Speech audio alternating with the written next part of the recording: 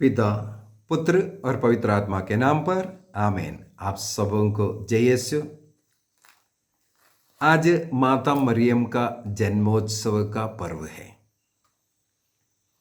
आज हम लोग माता मरियम के जन्मोत्सव को मनाते हुए बीती कुछ दिनों से हम लोग माता मरियम के अनेकों गुणों के विषय में मनन चिंतन करते हुए आए और आज उन तमाम गुणों को हम अपने जीवन में उतार करके एक नया व्यक्ति माँ मरियम के साथ आनंद उल्लास के साथ जीने का, माँ मरियम का हाथ पकड़ करके चलने का, और माँ मरियम ने जितने भी ये उदाहरण हमें दिया उन बातों को अपने जीवन में अमल करने का एक निर्णय भी करेंगे। माता मरियम के बर्थडे मनाने का सबसे अच्छा तरीका ये है, माँ मरियम का उन गुणों को हम अपनाएंगे, माँ के साथ मिलकर के हम प्रार्थना करेंगे, सेवा कार्य करेंगे। माँ मरियम जिस प्रकार दूसरों के साथ अच्छी जिंदगी जिया, प्रभु की सेवा में रहा, अपने पूरी इच्छा, अपने सब कुछ प्रभु के लिए समर्पित किया, ईश्वरीय वचन पर मनन चिंतन करते हुए एक अच्छी जिंदगी जिया, उसी प्रकार हमें एक निर्णय करना है, मैं भी इस प्रकार का एक पवित्र जीवन जीऊंगा, निर्णय करना है।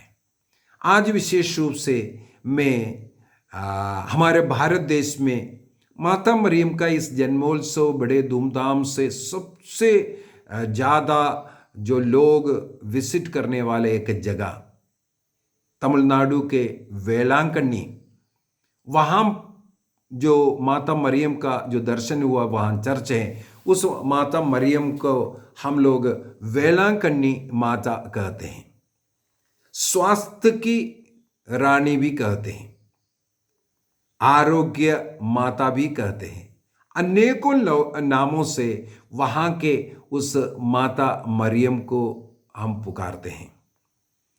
उस माता मरियम का फोटो, उसका एक खासियत भी है।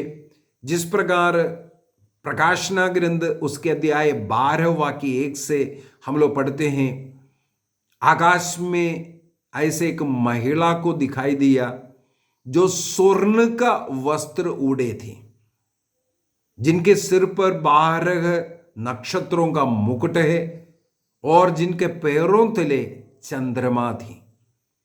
इस प्रकार का एक महिला के विषय में प्रकाशना ग्रंथ रेवलेशन चैप्टर 12 में वर्णन किया है।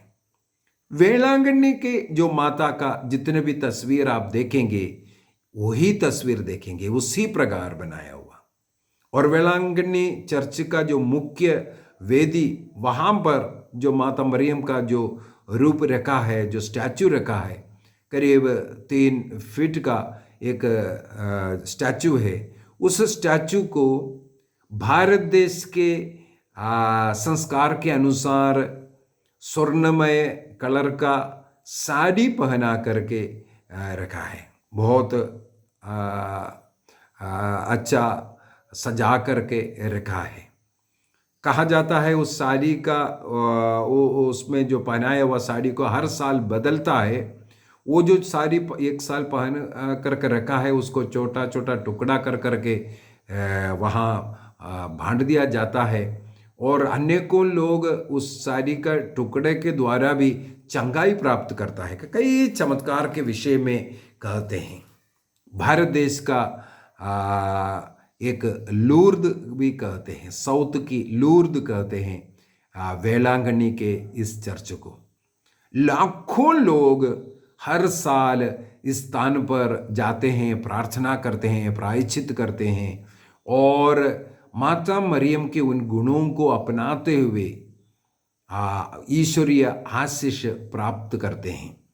माँ मरियम का हाथ पकड़ करके उनकी मध्यस्थता के द्वारा अनेकों बड़े बड़े चमत्कार वहाँ पर होते हैं।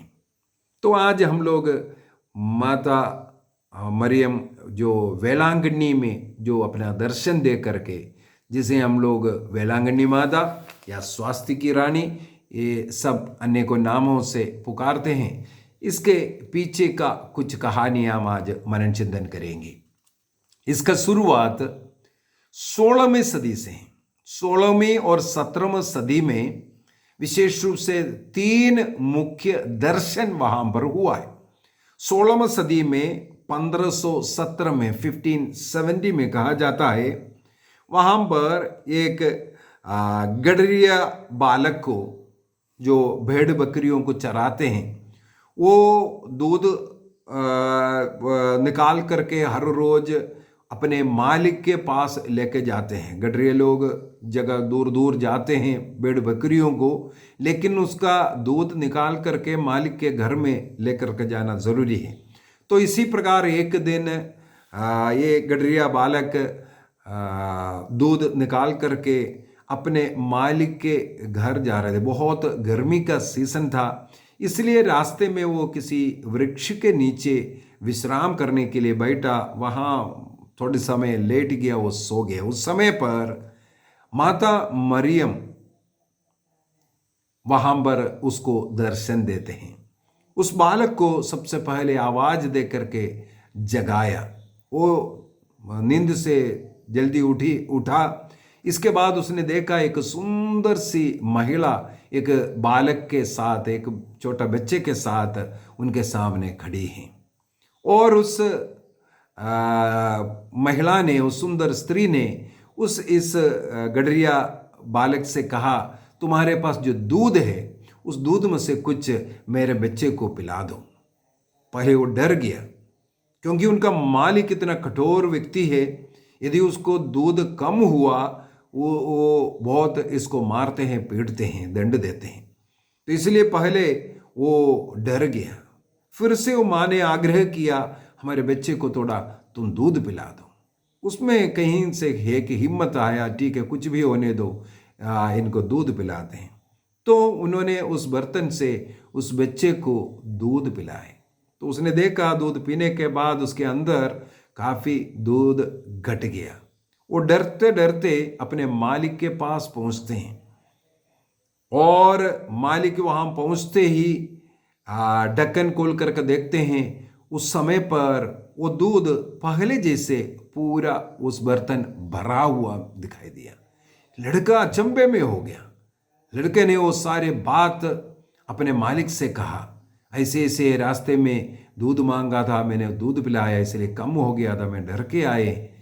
तो वो मालिक उस लड़के के साथ जहाँ वो दर्शन मिला, वो अवृत मिले, वहाँ पर जाते हैं। कहा जाता है उनके उस मालिक को भी माँ मरियम ने दर्शन दिया, और एक अन्य जाति के, एक हिंदू धर्म का व्यक्ति था, इसलिए उसने उस जगह पर ये जो चमत्कार हुआ है, वो उस जगह पर उसने हिंदू देवी समझ करके उनकी पूजा पाठ शुरू किया। उसी जगह पर वो जिस वृक्ष के नीचे वो लड़का बैठा था, उसी जगह पर उस स्त्री का एक मूर्ति बना करके हिंदू तरीके से वहाँ पर पूजा शुरू किया।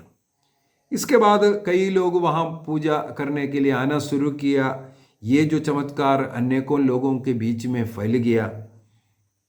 कुछ वर्षों के बाद अर्थात 1597 में 1597 में एक और घटना उस एरिया में हुआ। वो दही बेचने वाला एक लंगड़ा लड़का था।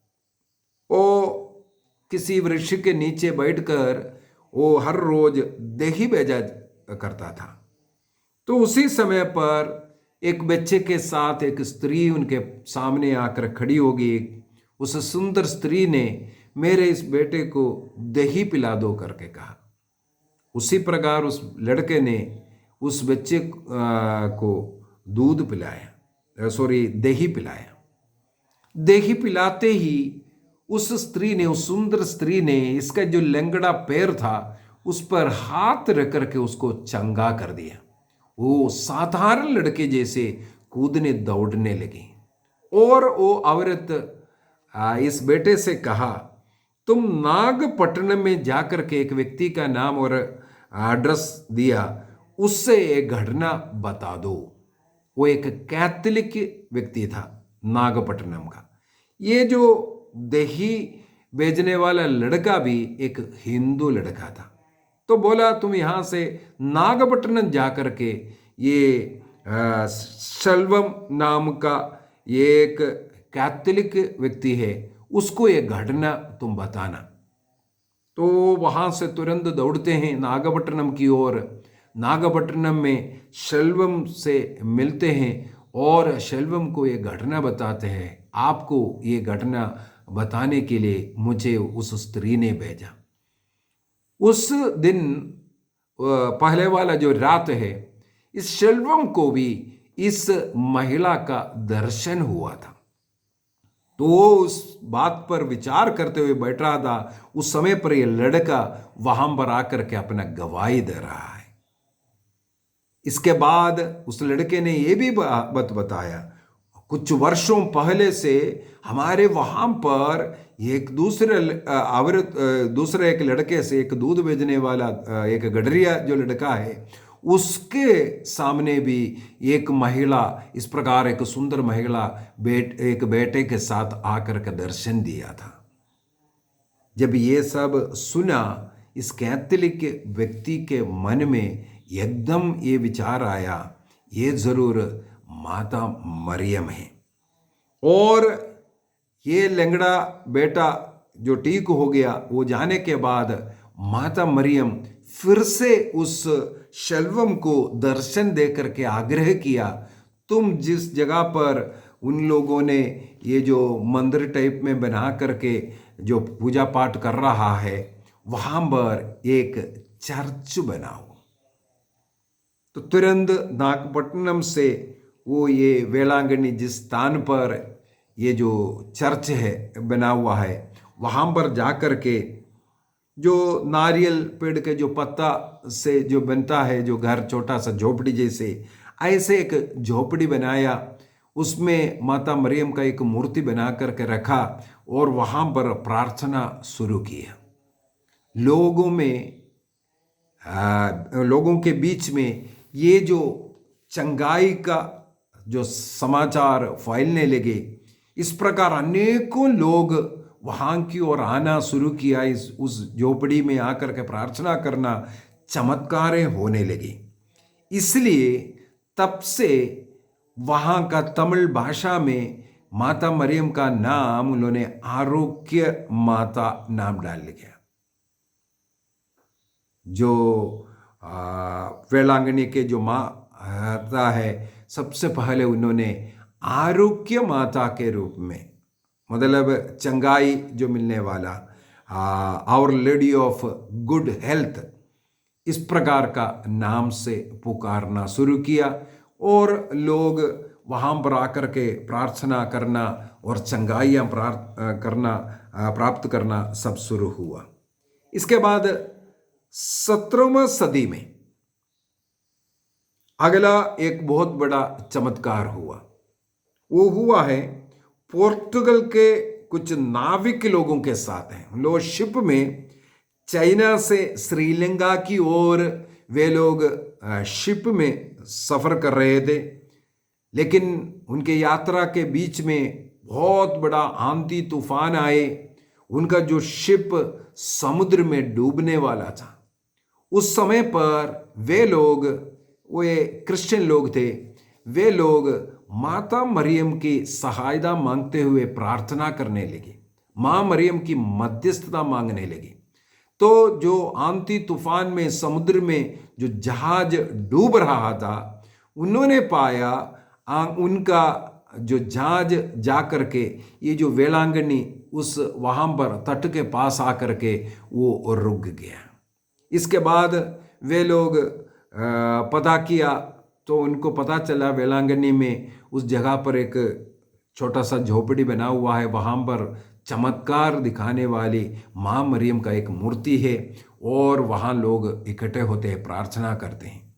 तो वे लोग आकर के, वह नाविक लोग आकर के देखा एक छोटा सा झोपड़ी है। उन्होंने अपने खर्चे से वहाँ पर सबसे पहले एक 24 फीट और 12 फीट का ये एक मकान वहाँ बना करके, एक चर्च जैसे, एक प्रार्थना का जगह जैसे बना करके वहाँ पर माता मरियम के आदर में उसको समर्पित करके गया। इसके बाद कहा जाता है पुनः उन लोग एक बार और आया, उस समय पर देखा भीड़ ज़्यादा है, इसलिए उन्होंने 70 फीट लंबाई और 22 फीट चौड़ाई का दूसरा एक और मकान बनाया। इस प्रकार समय समय पर लोग बढ़ता गया और नया नया मकान वहाँ बनना शुरू हो गया। कहा जाता है आज करीब 5 एकड़ जमीन में वो पूरा चर्च का इलाका फैला हुआ है। और 1920 में 1920 में जो गोथिक टावर जो रूप में जो चर्च बना हुआ है, उस मॉडल का जो चर्च बना है वो 1920 में। जो डच केवल पोर्टुगीज लोग ही नहीं, इसके बाद जो डच देश के जो लोग आए थे भारत देश में, उन्होंने भी कई प्रकार का मॉडिफिकेशन इस चर्च में किया। और 1771 में 1771 में डच लोगों ने इस वहाँ का उस चर्च को एक पैरिश बना दिया, एक चर्च पैरिश चर्च के रूप में उसको बना दिया था। वहाँ पुरोहित लोग रह करके सेवा करना शुरू किया। और आगे चल करके हम लोगों को मालूम है चर्च का कई रूप, कई जगहों पर अन्य बिल्डिंगें बनना, सेवा कार्य सब शुरू हुआ और हजारों की संख्या में प्रतिदिन वहाँ दर्शन कर रहा है। इस प्रकार संत पापा ने उस चर्च को बसिलिका के रूप में अपग्रेड भी किया है। हमें मालूम होना चाहिए सबसे पहले माता मरियम का जो दर्शन का कहानी 1531 में गैडलुपे का कहानी, इसके बाद करीब 2500 जगहों पर मां मरियम ने दर्शन दे चुका है। 2500 जगहों पर माता मरियम का दर्शन दुनिया भर में हो चुका है इन बीती 500-600 साल के अंदर। और उनमें से केवल 16 जो दर्शन है कैथोलिक कलीसिया ने आधिकारिक रूप से उसको माना है, जो अप्रूवल मिला है। केवल अब तक 16 जगहों का, जैसे फातिमा है, लूर्द है, इस प्रकार 16 जगहों का दर्शन को वेटिकन से, संत पापा से अप्रूवल प्राप्त है। बाकी जगह लोकल जो चर्चेस है, बिशप है, उनका केवल अप्रूवल है। उसी प्रकार वेलांकन्नी के इस चर्च का भी संत पापा से अप्रूवल अभी तक नहीं है। उसका पीछे का कारण है ये जो दर्शन पहले जो हुआ था, वो जो हिंदू भाइयों को जो हुआ है कर करके, उसका कोई पक्का सबूत आज तक नहीं मिला कर। इस कारण वहां पर तो बहुत चमत्कार हो रहा है, सब कुछ हो रहा है, लेकिन इन दर्शनों का कोई पक्का सबूत ना होने के कारण अभी तक वहां का दर्शनों का आधिकारिक रूप से कलीसिया ने माना नहीं है। लेकिन लोग लाखों की संख्या में प्रति वर्ष वहां पर जाते हैं, प्रार्थना करते हैं। सुबह 5 बजे से लेकर रात्रि 9 बजे तक वो चर्च खुला रहता है। और मेरे विचार में 15-16 मिस्सा बलिदान उस के चर्च के अंदर हर 2 घंटे के अंदर एक एक मिस्सा के रूप में कई भाषाओं में वहाँ पर मिस्सा बलिदान चलते हैं, प्रार्थनाएं चलते हैं, ये सब चलते हैं। जैसे हिंदू विश्वास वहाँ पर शुरू में वहाँ उस जो दर्शन में हिंदू देवी देवता है, ऐसा विश्वास के साथ वहाँ पर शुरू हुआ। लेकिन धीरे धीरे वो माता मरियम है करके पता चल गया और क्रिश्चियन भक्ति में उसको कन्वर्ट किया। लेकिन आज भी सब जाति के लोग वहाँ जाते हैं। कहा जाता है अन्य जाति के लोग सबसे ज़्यादा है। जैसे जो हिंदू भाई लोग हैं वहाँ पर बहुत ज़्यादा जाते हैं लोग और आशीष प्राप्त करते हैं। इस कारण कई वहाँ होने वाले जो भक्त कर्म जो कुछ है वो हिंदू तरीके से अनेकों लोग करते हैं। हो सकता है अन्य लोगों को मालूम नहीं है किसने कौन कर रहा है क्या है, अर्थ भी नहीं मालूम हो, फिर भी कई लोग अंधविश्वास में पड़ करके उसी प्रकार का अनेकों कार्य इस वेलांगनी में करते हैं। हिंदू लोगों के लिए वो शांति दुर्गा के नाम से, गोवन हिंदू हो या तमिलियन हो, तमिलियन उसको मारियम्मन देवी के रूप में माता मरियम को देखते हैं, और अन्य गोवन हिंदूस के बोला जाता है वो शांत दुर्गा के रूप में उनका भक्ति करते हैं। अनेकों लोग आते हैं, इसलिए उन लोग उनके भक्ति उनके प्रार्थना क्रम के अनुसार कई रीति रिवाज कई चीज़ें करते हैं। उदाहरण के लिए वे लोग मुंडन करते हैं, बच्चों का पहला बाल निकालना और माता मरियम को अर्पित करना। फिर बड़े लोग भी इस प्रकार हमें मालूम है कई मंदिरों में जाकर के मुंडन करते हैं, कई जगहों पर जाकर के इस प्रकार मुंडन करने का। तो वो रीति रिवाज वेलांगनी में भी शुरू किया मुंडन करना, कहने के लिए अपने अहंकार अपने घमंड ये सबको उतारने के लिए अपना बाल जो केश जो हम लोग सजा कर रखते हैं उसको माँ को अर्पित कर रहा है, ये बोल करके चिन्ह है अपने अहंकार को अपने घमंड को ऐसा पाप में जिंदगी को उतार रहा है, अपने को विनम्र करने का तरीका बोल करके। लेकिन वो एक हिंदू रीति रिवाज में अभी चल रहा है। कई क्रिश्चियन लोग भी उसको देख करके उनको शायद मालूम नहीं है ये जो कार्य कर रहा है वो हिंदू लोग हैं, क्रिश्चियन लोग भी वहाँ पर करते हैं। दूसरा एक है अपना पापों का प्रायश्चित के लिए मन्नत लेकर के कई लोग घुटनों पर चलना, चर्च के जो मुख्य चर्च के आंगन से जो माता तालाब है करीब 1 किलोमीटर दूरी में जो तालाब है, माता मरियम ने जहाँ पहले जो लड़के को जो दर्शन दिया उस जगह तक रास्ता भी आजकल बना कर रखा है, रेत डाल कर रखा है, उसके ऊपर घुटनों में चल करके जाने का कोई लोग ऐसा तय कर करके मन्नत ले करके जाते हैं। तीसरा एक तरीका चलता है जो पालना, चाहे हमारा टॉवल करचीफ को पालना टाइप में बना करके वहाँ पर जहाँ लटका सकता है, विशेषकर जहाँ झंडा फहराता है वहाँ के चारों तरफ जो फेंसिंग है उसमें सब में बांध कर रखना, वृक्षों में बांध कर रखना। जिन्हें संतान नहीं है, संतान के आशीष के लिए ऐसा मन्नत लोग लेते हैं। और दूसरा है हिंदू धर्म में उन लोग विशेषकर तमिल हिंदू में उनका मंगलसूत्र पीला धागा में उन लोग मंगलसूत्र को बांधते हैं। तो जिनका विवाह में कोई रुकावट है, विवाह नहीं हो रहा हो या कोई विवाह तोड़ने के लिए प्रयत्न कर रहा है, कोई तकलीफ हो रहा हो, ऐसे लोग पीला धागा वहाँ पर समर्पित करते हैं।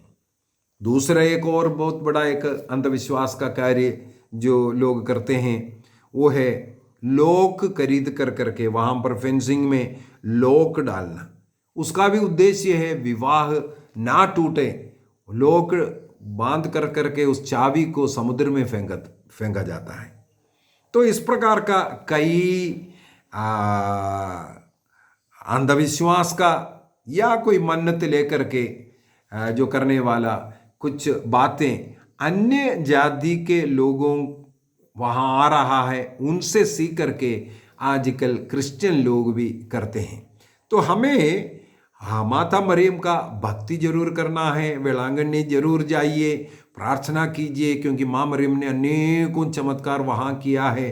नाना प्रकार के बीमार लोग वहाँ चंगाई प्राप्त करते हैं, निसंतानों को संतान मिलने का हो या अन्य ऐसे ऐसे बातें हैं, वहाँ माँ मरियम के मध्यस्थ द्वारा मिल रहा है।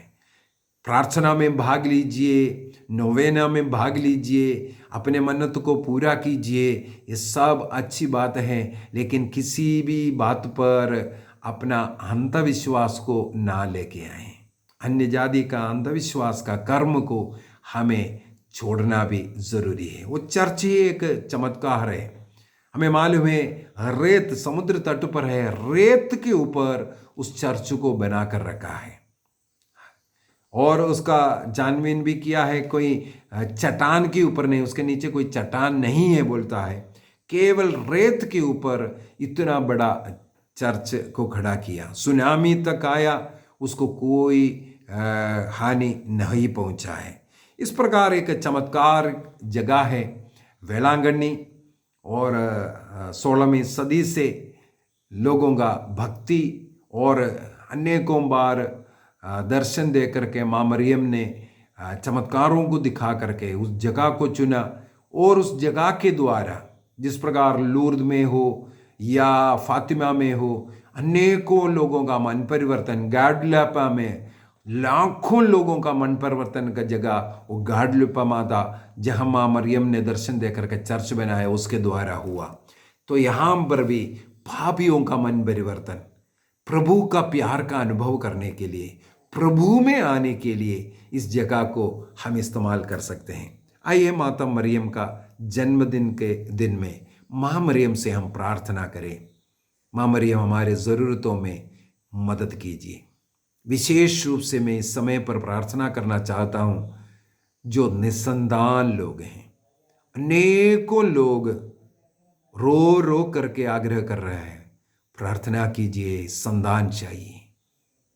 जी माँ मरियम, जिस प्रकार तूने कन्या रह करके गर्भवती हुआ और कन्याएं रह कर तूने पुत्र ईसा मसीह को जन्म दिया, हर एक स्त्री को जो विवाहित है उन्हें संतान की आशीष दीजिए। उनके बच्चेदानी फिलोपिन टू ओवरीज और पति सबों को समर्पित करते हैं। उनके शरीर में जो भी कमियां, संतान के लिए जो भी रुकावट है वो दूर हो जाए। माँ मरियम की मध्यस्थता, हे स्वास्थ्य की रानी, सबों के शारीरिक मानसिक चंगाई के लिए प्रार्थना करते हैं। हृदय रोगी, कैंसर रोगी, जो बोन कैंसर में है, जो ब्लड कैंसर में है, अन्य शरीर के अंगों में जो कैंसर है उन्हें मैं समर्पित करता हूं। जो किडनी रोगी है, यीशु के नाम पर, विशेषकर जो डायलिसिस कर रहा है, किडनी खराब हुआ है, ईश्वर के लिए सब कुछ संभव है। मां प्रार्थना कीजिए। जो कोविड बीमारी है, अन्य हृदय रोग, जो भी बीमारी है प्रभु, याद करता हूं, समर्पित करता हूं सबों की चंगाई के लिए। यीशु के नाम पर सबों को कृपा मिले, आशीष मिले। यीशु दया कर, यीशु दया कर, यीशु दया कर। प्रणाम मरिया, कृपापूर्ण प्रभु तेरे साथ है, धन्य तू स्त्रियों में और धन्य तेरे गर्भ का फल यीशु। हे संतुमा मरिया, परमेश्वर की माँ, प्रार्थना कर हम पापियों के लिए, अब और हमारे मरने के समय। आमीन। आप सबों को जय यीशु और हैप्पी फीस्ट। माँ मरियम की मध्यस्थता आप लोगों के साथ सदा रहे। ईश्वर का अनुग्रह आशीष में बढ़ते जाइए। माँ के आंचल में अपने को समर्पित करते हुए माँ के अंगुली पकड़ करके यीशु तक हम जाएंगे। पिता, पुत्र और पवित्र आत्मा के नाम पर आमीन।